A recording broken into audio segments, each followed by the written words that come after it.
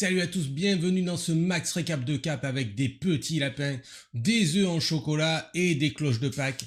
Mais nous avons des news dingues à voir cette semaine, qui n'ont rien à voir avec Pâques, hein, je vous l'ai dit tout de suite. Alors, des news technologiques, bien entendu. Microsoft qui dote Copilot de la mémoire et de la vision. Alors la mémoire, qu'est-ce que c'est? C'est-à-dire qu'il va se rappeler de vous des informations qu'il a pu, que vous lui avez données, d'accord, pour avoir un meilleur contexte. Donc ça, c'est quelque chose qui existe déjà, notamment chez ChatGPT et Gemini. D'accord, donc voilà, il se rappelle, voilà. L'assistant n'exige alors plus la répétition constante de certains détails lors des interactions, c'est quand même mieux. Il vous connaît, ça va, c'est pas la peine de reposer la question. Et la vision. Donc la vision, ça c'est plus intéressant. Copilot aura la capacité d'analyser le contenu affiché sur l'écran de l'utilisateur.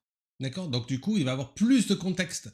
Quand vous êtes là, oh là là, vous êtes sur un site de, j'en sais rien, moi, de recettes de gâteaux au chocolat, tu vois, finalement, le chocolat est revenu.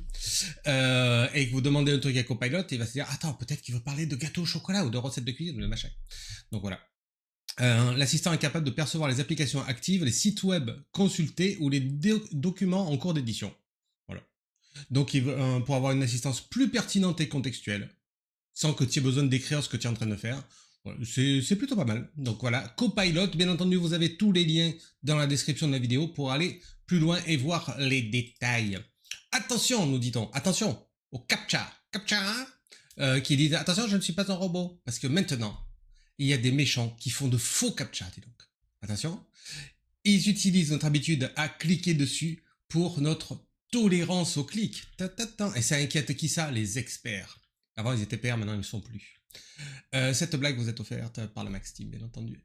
Les chercheurs de HP ont révélé lundi, alors on ne sait pas quel lundi, mais lundi, avoir identifié plusieurs campagnes avec de faux tests CAPTCHA emmenant les victimes vers des sites sous le contrôle des méchants. Et ensuite, les utilisateurs sont invités à compléter plusieurs étapes d'authentification frauduleuse, comme on le ferait sur un site légitime. C'est ça qui est ennuyeux. Et sans s'en rendre compte, donc les utilisateurs, exécutent des commandes PowerShell malveillantes sur leur PC. C'est emmerdant. Très emmerdant. Ok. Donc, les attaques profitent aussi du fait que les bots deviennent de plus en plus performants pour contourner les CAPTCHA légitimes, ce qui pousse d'autres plateformes à complexifier les processus d'authentification.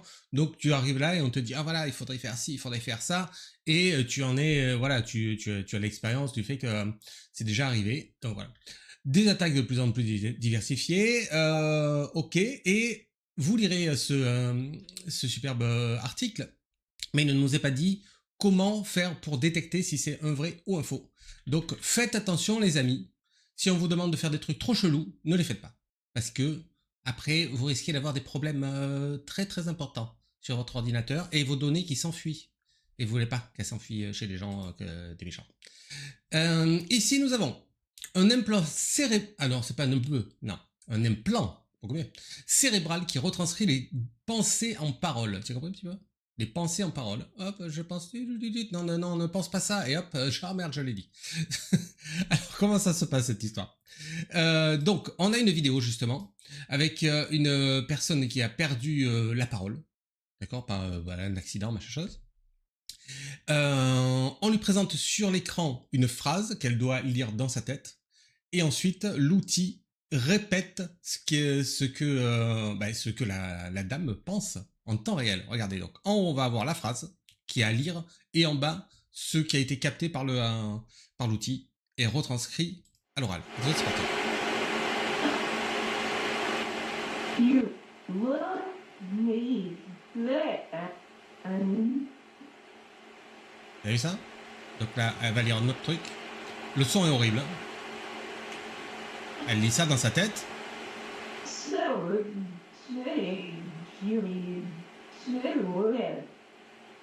Alors là, vous allez me dire, oulala, c'est lent. Certes, mais quand même, la tour de passe-passe, incroyable. Non, non, non, c'est impressionnant. Et voilà. Donc ils disent que, attention, rendre les échanges fluides et spontanés, c'est pour demain. Quoi. Voilà. Je voulais vous montrer ça. J'ai trouvé ça intéressant, mais peut-être pas aussi intéressant que un robot cheval signé Kawasaki. Regardez ça. Donc Kawasaki a présenté le concept de robot pour le moment surprenant, nous dit-on. Tu montes sur un cheval robot qui est à la fois une moto, un cheval et un loup, dis donc. Et il y a une petite vidéo qui est sympa, mais beaucoup en images de synthèse, d'accord. Et après, il y aura une petite vidéo du prototype. Donc, je vous laisse quand même regarder ça. Je baisse le son parce que c'est insupportable. Regardez, le mec, il est là. Hop, là, je suis sur ma bête. Hop, vous allez voir, vous allez voir. Allez, marche avec sa bête. Hop, la bête, elle fait ça. Tagada, tagada. Voilà les Dalton, bien entendu. Regardez, hop, donc ça marche à l'hydrogène. Ok. Donc ça doit s'envoler certainement à un moment. Et ici, oui, voilà, on a quand même la vraie bête qui a été présentée. Et voilà, Karakasi Cochon. Très impressionnant. Moi, j'aimerais beaucoup tester ce dispositif, voyez-vous? Parce que, ouais, ça a l'air pas mal. À mon avis, c'est pas pour après-demain. Voilà. Et à mon avis, avant qu'il y ait une commercialisation pour tout un chacun, ça, non, ça sent bien le truc pour les soldats. Les soldats. Tu verras ce que je te dis. Ensuite, alors là, une petite news une newsette, j'ai envie de te dire. C'est Razer qui nous propose un outil, un support en alu pour PC portable pour le mettre à la hauteur des yeux. Et oui, parce que vous qui n'avez pas vos écrans à hauteur des yeux, vous avez mal au cou. Et c'est bien fait pour vous, j'ai envie de vous dire. Il faut mettre l'écran à hauteur d'œil. Pas comme ça, non, à hauteur d'œil. Et donc, cet outil-là, regardez, hop, il permet de... Si vous avez un PC portable, et donc je pense à certaines personnes dans mon boulot qui sont comme ça sur leur PC là, avec leurs petits yeux, et en plus ils n'ont pas de cheveux. Donc regardez, hop, on fait ça, on met la bestiole dessus et on peut voilà, l'incliner comme on a envie pour que ce soit exactement à notre hauteur. Et en plus de ça, c'est rétroéclairé, ce qui est quand même la fête, et aussi ventilé. Donc voilà, je me suis dit que c'était quelque chose qui pouvait vous intéresser les amis, si vous avez un cou et des yeux. La plupart du temps, c'est le cas. Et pour terminer, attention, Londres qui mise sur des algorithmes pour anticiper les crimes violents. Si vous n'avez pas vu Minority Report, vous voyez Minority Report, tiré d'un livre de je ne sais plus qui, et mis à l'écran par Steven Spielberg.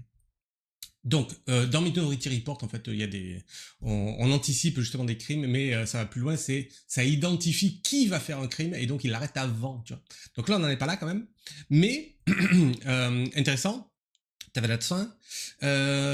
On utilisait des algorithmes d'apprentissage automatique pour analyser des données, super, et détecter des schémas et des corrélations invisibles à l'œil nu qui pourraient identifier des zones géographiques, des périodes, des contextes présentant un risque statistiquement plus élevé de voir survenir des crimes violents. Donc ça permet de dire, ah tiens, à tel endroit, à tel moment, selon tel contexte, il pourrait y avoir des crimes, donc on va anticiper en mettant une présence policière.